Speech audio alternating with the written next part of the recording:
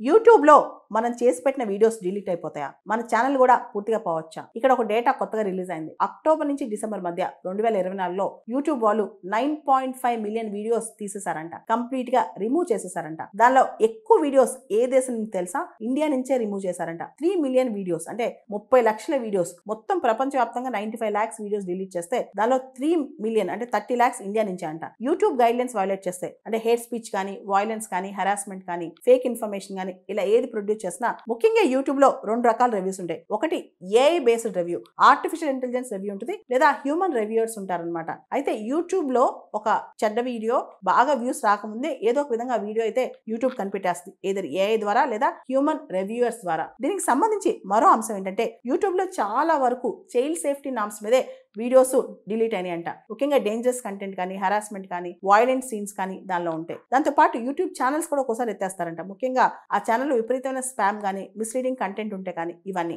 దాదాపు అదే టైంలో 4.8 మిలియన్ యూట్యూబ్ ఛానల్స్ ప్రపంచవ్యాప్తంగా ఎత్తేసారంట. అంటే దాదాపు 48 లక్షల యూట్యూబ్ ఛానల్స్ డిలీట్ చేసేసారు. యూట్యూబ్ వాళ్ళే ఎత్తేసారనమాట. సో దాంతో యూట్యూబ్ ఛానల్ డిలీట్ అయితే దానిలో ఉన్న వీడియోస్ కూడా పోతాయి అనమాట. అంటే ఆ ఛానల్స్ లో 54 మిలియన్ వీడియోస్ ఒకటేసారి ఎగిరిపోయాయంట. సో యూట్యూబ్ కూడా చాలా స్ట్రిక్ట్ గా కమ్యూనిటీ గైడ్ లైన్స్ ఫాలో అవుతుంది అనమాట. యూట్యూబ్ లో హేట్ స్పీచ్ కానీ, వైలెన్స్ కానీ, హెరాస్మెంట్ కానీ, చైల్డ్ సేఫ్టీ నామ్స్ కానీ ఇటువంటి విషయంలో ఎటువంటి సందర్భంలో మనం బ్రేక్ చేయకూడదు.